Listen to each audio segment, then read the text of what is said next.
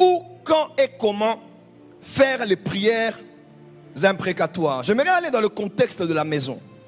L'Esprit de Dieu m'a beaucoup parlé, m'a dit, je veux vraiment que tu emmènes l'attention de l'Église sur les réalités qui se passent dans la maison. Genèse chapitre 28. Là où nous tirons, ici est la maison de Dieu, ici est la porte des cieux. Pasteur Daniel va lire pour nous.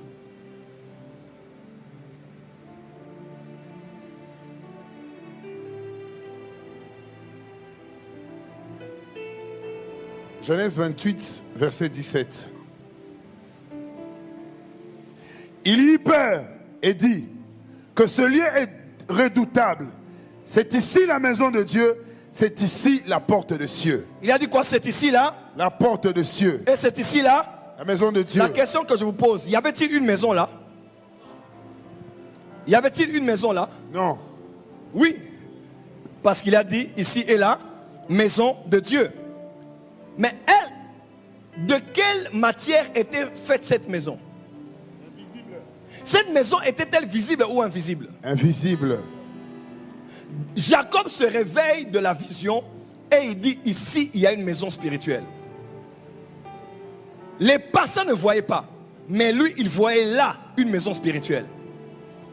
Et quand vous regardez l'histoire, écoutez-moi enfant de Dieu, c'est exactement là que Salomon a construit la première maison de Dieu construite en bonne et due forme, qu'on appelait le temple de Salomon. C'était exactement là où Jacob avait dit, ici il y a une maison spirituelle. En d'autres termes, avant qu'on construise une maison spirituellement, il existait une maison spirituellement. En d'autres termes, là où il y a une maison physique, il y a aussi une maison. En d'autres termes, pasteur, si tu veux construire une église quelque part, ne construis pas d'abord un bâtiment. Commence à être rassuré qu'il y a d'abord une maison spirituelle là.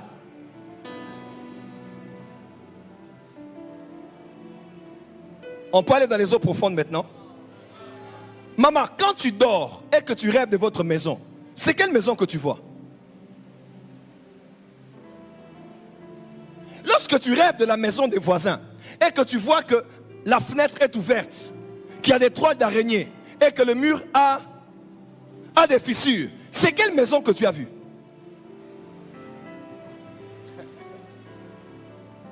Lorsque tu dors et que tu vois que dans votre maison il n'y a pas de courant, tout est noir dans la maison et qu'il y a des chiens dans la maison, c'est quelle maison que tu as vue? Oh, à vrai dire, les enfants de Dieu ne savent pas. Tous les rêves que tu fais sur une maison, c'est la maison que tu as vue, mais son état spirituel. La maison peut être peinte en blanc. La maison peut être belle. La maison peut être éclairée. Mais si tu rêves de la maison qui fait noir, on te révèle que l'état spirituel de cette belle maison, c'est comme ça.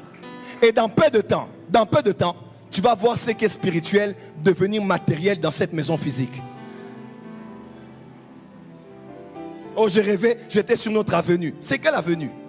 Vous avez une avenue physique et vous avez une avenue spirituelle. Oui. Je viens de t'interpréter un rêve.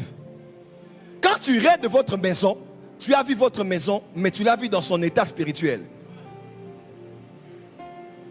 Voilà pourquoi le temps est venu où tout enfant de Dieu doit élever des murs sur le plan spirituel dans la maison.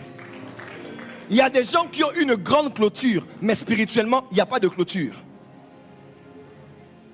Quand on rêve de votre maison, on voit que votre maison familiale n'a pas de clôture. Et pourtant, la maison est bien clôturée.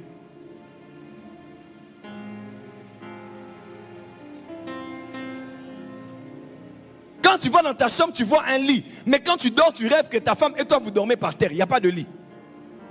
C'est l'état spirituel de votre maison. Dis avec moi, le monde est d'abord spirituel. Voilà pourquoi commence à réparer votre maison spirituellement avant de la réparer physiquement.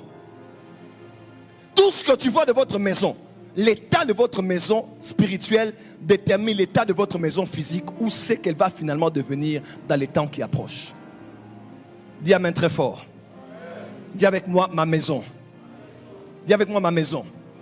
La première chose que j'aimerais dire, les premières prières dangereuses que tu dois faire, tu dois le faire dans ta maison.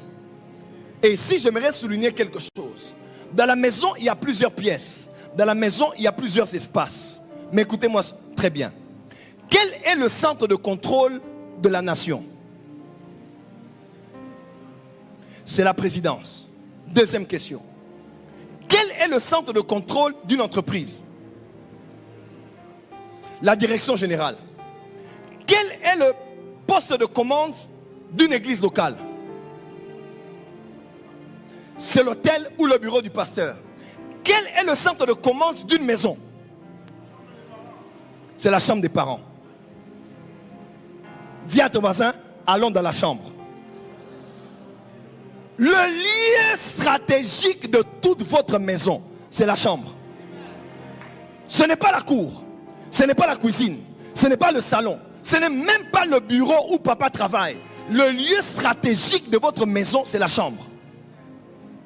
Et aujourd'hui, après culte, chacun va aller dans sa chambre et va faire des choses dangereuses. Dis amen très fort. Dis plus fort que ça, amen. Dis à ton voisin, allons dans la chambre à coucher. Lève-toi avec moi. Dis, fais 2 pas spirituels. Dis, j'entre dans ma chambre spirituellement. Tu es entré? Fais 2 pas de l'autre côté. Dis, j'entre dans ma chambre spirituellement. Va de l'autre côté. Dis, j'entre dans ma chambre spirituellement. Je dis ce soir, tu vas commander tout ce qui va arriver dans ta maison et dans les habitants de la maison à partir de ta chambre. Mettez-vous dans la présence de Dieu. Déjà dans la Bible, on parle d'un concept qui porte le nom de chambre. C'est le nom que l'on connaît, la chambre haute. C'était quoi la chambre haute? La chambre haute était la partie supérieure d'une maison où l'on avait coutume de se retirer pour des communications intimes. Samuel et Saül se sont retrouvés dans la chambre haute pour parler de la royauté, avant que ces derniers ne soient en route et que Samuel libère Saül dans le chapitre 10 avec des directions prophétiques. C'est là encore qu'il eut l'événement qu'on appelle la Pentecôte. C'était une pièce dans la maison où on se retirait, soit pour dormir, pour des invités, pour la prière ou même pour des communications intimes. Dis avec moi la chambre. Dis avec moi la chambre. Pourquoi ta chambre? Parce que la chambre est le centre de contrôle de toute la maison. Voilà pourquoi premièrement tu dois sanctifier ta chambre. Sanctifier la chambre veut dire quoi? Mettre à part ta chambre. Il y a des gens que l'on reçoit devant la porte principale de la maison. Coco. Oui, tu viens, tu ouvres et tu mets ta tête. Qui êtes-vous? Que cherchez-vous? Non, il n'est pas là. D'accord, on passera le message. On ferme la porte. On ne laisse même pas la personne regarder la maison. On ne laisse même pas la personne mettre un pied dans la parcelle. Pourquoi? Parce que cette personne est un inconnu. Est une inconnue. Il y a des personnes, on ouvre la porte, plus ou moins, on permet à ceux qu'ils entrent dans la cour. À la limite, on peut leur donner une chaise. Et on parle avec eux, d'accord, et ils partent. Il y a des gens, on les reçoit dans la maison, au salon. C'est parce que nous les Africains, nous sommes trop hospitaliers. Mais aux États-Unis, quand quelqu'un vous invite à manger chez lui à la maison, même en Europe, il vous fait un grand honneur et vous valorise parce qu'il veut approcher, il veut créer une intimité avec vous. Tout le monde n'entre pas au salon, ni dans la salle à manger. Même pour aller utiliser les toilettes, on supplie respectueusement, puis utiliser vos toilettes. Parce qu'on sait qu'on peut se voir au restaurant. Même manger au restaurant, déjà, c'est un problème.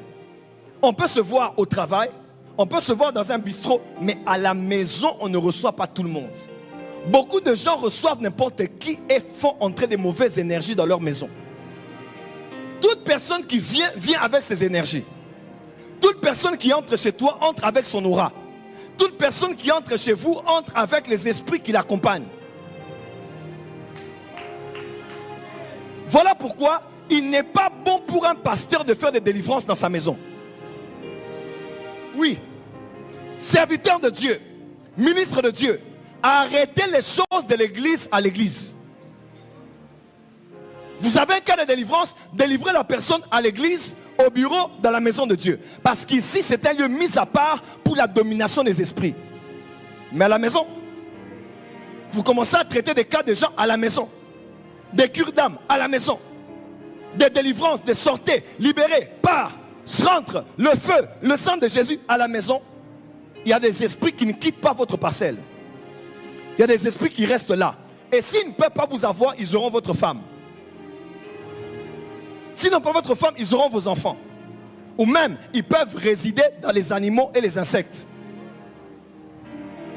Notre maison a trop de cafards. Ce ne sont pas des cafards naturels, ce sont des cafards spirituels.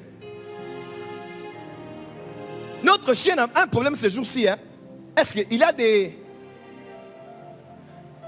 Il a des punaises ou il y a un problème? Il est trop agité. Ce n'est pas des punaises. L'animal est possédé des esprits. Les démons ont possédé les puceaux. En d'autres termes, les démons peuvent habiter les corps des animaux. Le corps animal n'est pas incompatible à la possession démoniaque. Est-ce que les hommes spirituels sont là? Est-ce que les femmes spirituelles sont là? Même si tu aimes ton chien, s'il doit mourir, il va mourir. Oh, papa, là où le combat est arrivé, les prières imprécatoires, il n'y a pas de pitié. Il y avait trop de démons en lui. Les démons sont partis et son corps n'a pas supporté, il est mort. Je libère le feu sur tous les animaux et les insectes, canaux de transmission des démons, dépôt des esprits, lieu de passage de la sorcellerie. Au nom de Jésus dans votre maison. Est-ce que quelqu'un m'entend? Il y a des prières qu'il faut arrêter de faire à la maison, surtout des prières pour délivrer les gens. Il y a des pasteurs qui ont eu des problèmes de divorce dans leur foyer parce qu'ils ont emmené les esprits de l'église à la maison. La maison d'un pasteur n'est pas censée être l'extension de l'église. Oh papa, je vais à la maison pour les problèmes. On peut parler. Mais les cas de délivrance à l'église. Parce que la maison doit être un lieu de repos, de rafraîchissement. Et non un terrain de foot spirituel et un champ de bataille. Dis à ton voisin, protège ta maison. À partir d'aujourd'hui, sois hospitalier, mais ne sois pas hospitalier à l'excès. Parce que tout excès boutou. Tout excès nuit. Boutou. Surtout quand tu es dans une période où il y a des oppressions de la maison, évite de recevoir trop de gens. Évite. Les hommes de Dieu, oui. La prière, oui. Mais il faut éviter de recevoir n'importe qui dans la maison. Fais entrer les gens en fonction de leur relation avec toi. Et le grand problème aujourd'hui, c'est que beaucoup de gens ont des problèmes parce que leur propre chambre à coucher a la même valeur que la véranda de la maison. Tout le monde qui entre dans la parcelle peut entrer dans la chambre. Tout le monde qui entre dans la maison peut entrer dans la salle de bain de ta maison. Dis avec moi, ta maison est en danger. Dis à ton voisin, ta vie est en danger. Je décrète et déclare ce soir, ta chambre deviendra un sanctuaire. Non seulement un lieu de repos, non seulement un lieu où tu jouis d'une bonne sexualité avec ta femme, non seulement un lieu où tu réfléchis et planifies tes journées et tes saisons, mais je décrète et déclare, ta chambre devient un sanctuaire où l'échelle est établie sur votre lit conjugal. Les anges montent avec des prières et descendent avec des directives et des révélations. Reçois cela au nom de